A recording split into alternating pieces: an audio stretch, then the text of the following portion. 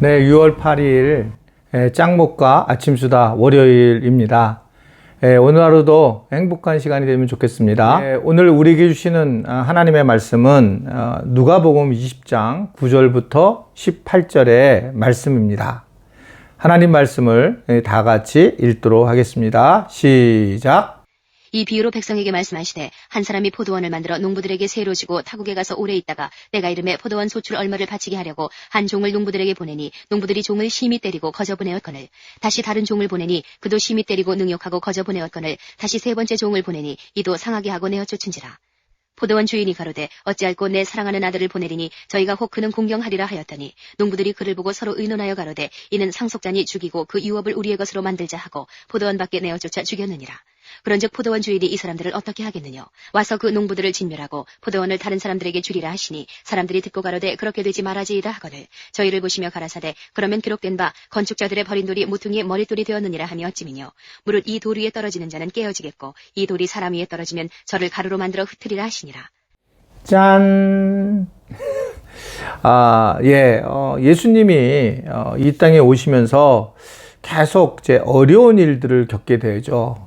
특별히 권위에 대한 도전이라고 생각을 하면서 사두개인이나 바리새인이나 대제사장들이나 소위 종교적인 권력을 가진 사람들은 하나가 돼서 예수님을 이제 공격하게 됩니다. 그런데 예수님이 우리 앞에서 어떤 사건이 있었냐면 장사를 하는 그 성전에서 하는 사람들을 다 쫓아내는 그런 장면을 가지게 됐고, 그때 나이가 뭐 30대 좀 넘은 그 예수님이 젊은이가 그런 일을 행하는 모습을 보니까 거기에 있던 사람들이 상당히 기분이 상해 있었을 거라고 생각하는 겁니다. 어쨌든 그러면서 또 상황이 바로 그 앞전에 그 호산나 호산나 하면서 결국은 수많은 사람들이 종려까지를 흔들면서 예수님을 환호하는 그런 장면들이 있었고, 이제 이런 일들로 인해서 거기에 있는 어떤 메인 권력을 유지하는 이런 사람들이 굉장히 기분이 나빴어요. 그래서 예수님에게 이제 물어보는 겁니다. 무슨 권위로 이 일을 행했냐라고 그렇게 물어보니까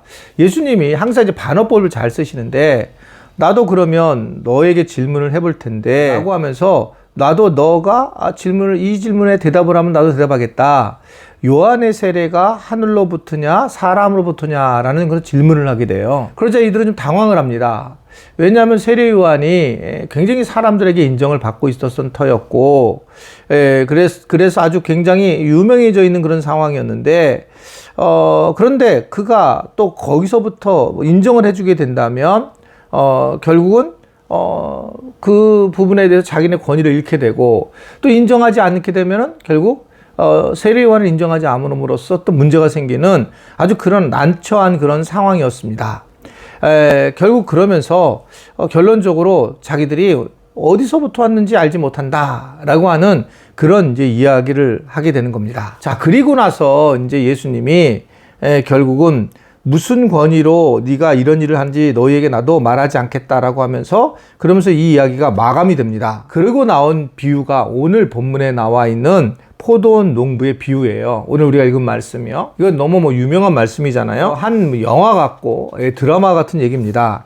한 사람이 포도원을 이제 만들어서 농부에게 세를 줍니다.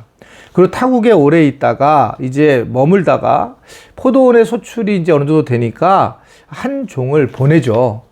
그러면서 결국은 이제 소출에 대한 이득을 얻으려고 하는 이제 그런 상황이었습니다. 그런데 일반적으로 포도가 심은 지 2년, 3년이 지나면 소출을 거둘 수 있는데, 결국 이것에 대해서 그 어떤 종을 보냈는데 그들이 어떤 모습을 대하냐면 몹시 그 종을 때리는 그런 모습이 있었고, 그 종을 학대하는 모습을 보이고 있는 겁니다. 처음에는 이들이 그러지 않았죠. 처음에는 막 은혜가 있었지만 시간이 지나면서 그것이 오히려 고마움을 잃어버리고 오히려 공격하는 마음이 생기는 것을, 그런 이야기를 오늘 우리에게 보여주고 있습니다. 그래서 주인이 또다시 이제 종을 보내게 됩니다. 그러자 이번에는 더 몹시 때리고 능욕하는 그런 상황으로 가게 되는 걸 볼 수가 있습니다.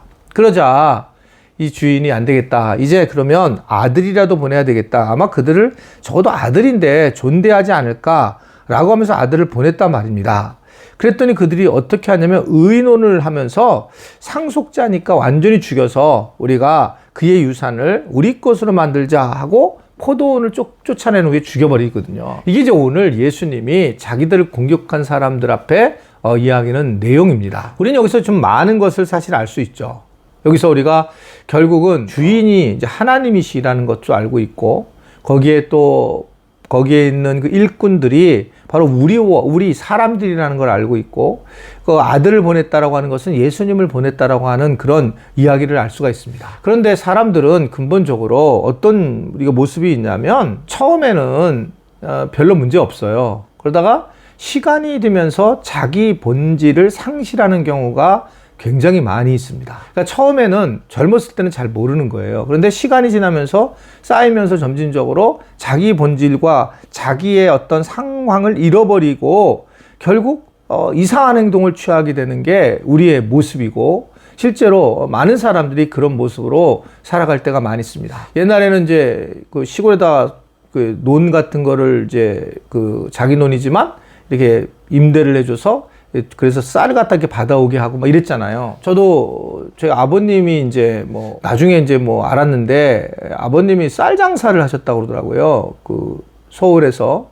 그러니까 쌀 장사를 했는데 시골에다가 땅을 놓고 소작을 주고 이제 결국 그것을 받아다가 쌀 장사를 했는데, 아버님이 이제 저가 3살 때 돌아가시고 난 다음에 나중에 얘기를 들어보니까 그 소작 지은 사람들한테 가서 이제 땅을 달라고 그러니까 이미 법적으로 뭐 몇십 년 지나면 그것이 어렵다고 그러는 거예요. 그래서 어머니 혼자서 그것을 결국은 얻지 못하고 나중에 다 빼앗겼다는 얘기를 들었습니다. 야, 지금 만약에 있으면 그게 어디냐면 분당에 있는 땅들이거든요. 참, 그것만 있었으면 진짜 대박일 텐데, 어떻든 그런 상황이 됐고, 처음에는 이분들이 안 그랬다는 거예요. 처음에는 어머니 얘기 들어보면 먹을 것을 갖다가 고맙다고, 우리가 농사 지을 데가 없는데 농사를 짓게 해주셔서 너무 감사하다고 그러면서 실제로 정말 많은 것 선물을 하고 또 늘 찾아와서 관계를 잘하고 그랬다는 겁니다.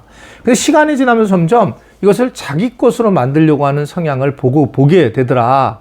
그러면서 결국은 아주 거칠게 대하는 그런 모습을 보인다는 거죠. 우리는 무엇보다도 내가 누군지를 알아야 돼요. 오늘 만약에 설교의 제목을 나는 정한다면 나는 주인이 아니다, 이렇게 정하고 싶어요.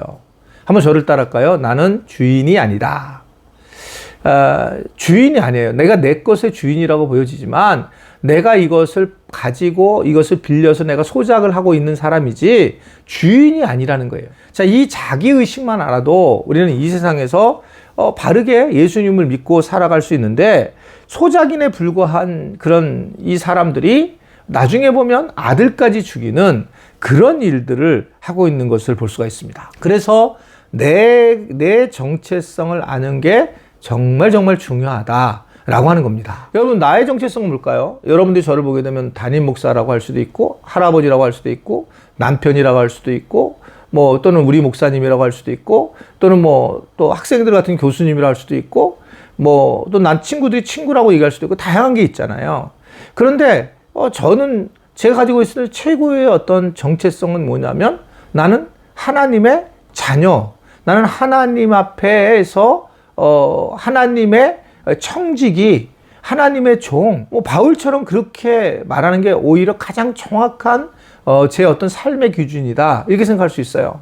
여러분들도 마찬가지입니다. 많은 우리한테 직분이 있고 많은 것들이 있지만 결국 하나님 앞에서 내가 어떤 자아 정체성을 갖고 있는가, 내가 주인이 아니라는 것만을 가지고 생각을 해도 우리가 지금도 겸손하게 살아갈 수 있고, 앞으로도 이 세상을 떠날 때에 툭툭 떠나고 놓고 떠나갈 수 있다는 거죠. 그러니까 그것이 매우 중요한 부분인데, 그걸 그럼 문제가 왜 이런 식으로 될까? 사실은 오늘 이 농부들은 처음에는 막 받은 것 때문에 너무 감사하고 은혜가 컸죠. 그런데 결국 가장 커다란 문제는 하나님의 은혜를 잊어버리는 거예요. 즉, 감사를 잃어버리는 거. 이게 제가 볼 때는 가장 힘든 부분입니다. 그러니까 신앙생활을 오래 하신 분들일수록 정말 싸워야 될 부분들이 뭐냐면, 우리가 이런 식으로 시간이 지나게 되면 하나님의 은혜를 잊어버리는 거예요. 처음 만났던 그 주님의 은혜를 잃어버리고 살아갈 때가 많이 있는데, 이것을 우리가 우리의 감정들과 우리의 영혼들을 잘 관리하지 않으면 우리 스스로가 이렇게 충분히 우리가 예수님을 십자가에 못 박을 수 있습니다. 내가 이 가지고 있는, 내가 벌어 있는 내 이 물질을 잃어버리지 않으려고, 그래서 얼마든지 내가 예수님을 모르게 떠나갈 수 있다는 거예요. 그게 우리의 실제적인 모습입니다. 그러니까 우리가 예수님을 죽일 수도 있다는 거예요. 왜냐하면 내 것만을 내가 내 것을 보호하기 위해서라면 얼마든지 그럴 수 있다라고 하는 것을 오늘 우리에게 말씀을 하고 있는 겁니다. 우리는 주님을 따라가는 그런 우리는 주님을 따를 수밖에 없는 종이에요. 그리고 우리는 거저 받았고 그랬으니 거저 주고 살아가는 그런 인생이다라고 얘기를 할 수 있습니다. 야고보는 우리 인생이 뭐냐, 안개와 같다라고 얘기를 하잖아요. 우리는 그 정도로 훌륭한 존재가 아니에요. 예수님을 믿기 때문에 훌륭한 존재지 우리 스스로가 그렇게 훌륭한 존재가 아닙니다. 그러면 어떻게 우리가 살아가야지만 바르게 살아갈 수 있냐? 오늘 말씀을 보게 되면 우리가 은혜를 잊어버리지 말자. 은혜를 잊어버리지 말자. 그러니까 은혜를 잊지 않게 해서는 그럼 어떻게 해야 되느냐? 볼 때에 늘 감사하는 습관을 갖는 게 정말 중요합니다. 감사하는 거, 그러니까 감사를 잊게 되면 비극으로 끝날 수밖에 없어요. 놀라운 거는 부자들이 감사하지 않는다고 합니다. 가난하고 없는 사람들이 감사를 하면서 그러면서 기쁨을 누린다라고 그렇게 얘기를 하고 있어요. 이들이 지금 이 정도까지 갈 수밖에 없었던 이유는, 그 아들까지 죽이는 관계까지 갈 수밖에 없는 이유는 결국 감사를 하지 못한 거가 저는 출발점이라고 보여집니다. 오늘 하루가 살아갈 때에 수많은 일들이 있을 텐데 그 모든 것들을 감사로 생각하고 출발을 하셨으면 좋겠어요. 그냥 내가 감사하다. 그냥 모든 게 감사하다. 아이가 그래도 이 정도까지 있으니 감사한 거 아닌가라고 감사하는 거예요. 자녀들이 그렇게 힘들게 해도 그냥 그래도 살아있으니 감사한 거 아닌가. 뭐 이런 마음을 가지고 감사할 때에 우리의 삶에 풍요로움이 채워줄 수 있다라고 생각할 수가 있습니다. 네, 오늘 말씀을 잘 듣고 감사하면서 내가 하나님의 종인 것을 기억하고 그냥 종으로서 할 수 있는 일은 감사밖에 없구나. 그냥 이 은혜가 어떻게 큰데 어떡하지? 라고 하는 그런 마음을 갖고 하루를 살아갈 수 있는 우리 모든 지체들이 될 수 있게 되기를 바랍니다. 기도하겠습니다. 하나님 아버지, 오늘도 하루를 살아갑니다. 혹시 감사를 잃어버린 분들은 감사할 수 있게 하여 주옵소서. 코로나19로 두려움에 사로잡혀 있지만 주님, 그 두려움을 이겨내고 우리가 코로나조차도 주님이 보내주신 것을 감사할 수 있는 믿음의 자녀들로 세워질 수 있도록 도와주시기를 원합니다. 특별히 교회들이 어려움을 지금 겪고 있고 개척교회가 특별히 오해를 받아 힘든 과정에 있는데, 하나님, 이 어려움을 잘 넘어가서 교회가 다시 교회다워지는 그런 기회가 되도록 도와주시고, 또 우리들도 교회 안에서 더 감사하며 살아갈 수 있는 하루가 되도록 축복하여 주옵소서. 예수님의 이름으로 기도드리옵나이다. 아멘.